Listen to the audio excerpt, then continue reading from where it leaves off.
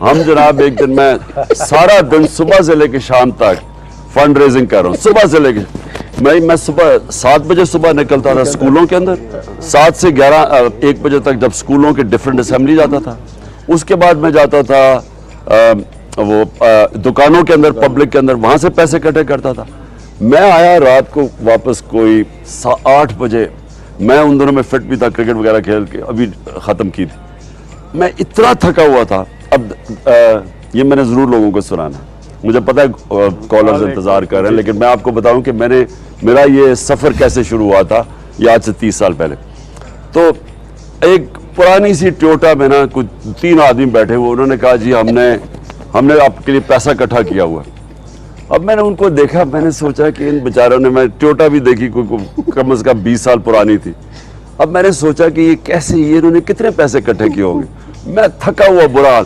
میں نے کہا دیکھو فکر نہ کرو, میں بس تھک گیا ہوں بس. وہ کہہ نہیں جی ہم نے پیسے اکٹھے کیوں, آپ نے چل رہا ہے ہمارے ساتھ.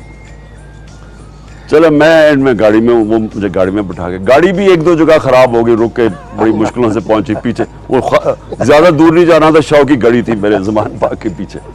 اب جب ہم وہاں پہنچے, اب میں نے کہا کتنا پیسا, انہوں نے کہا جی بس ادھر ہی ہے.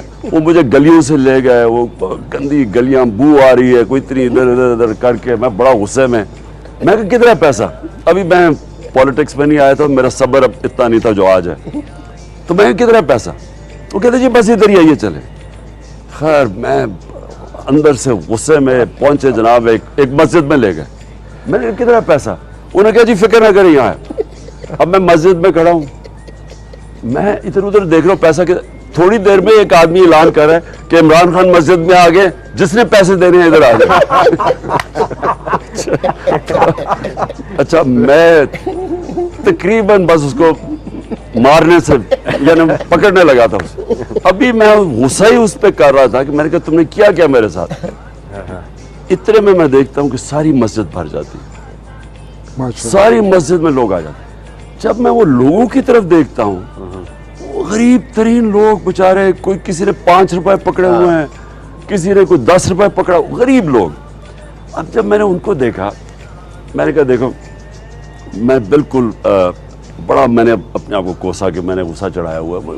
میں نے ان کو کہا, میں نے کہا دیکھیں فکر نہ کریں, آپ کے پیسے کے بغیر میں یہ ہاسپٹل بنا لوں گا, آپ فکر نہ کریں, آپ کو زیادہ ضرورت ہے اس پیسے کی.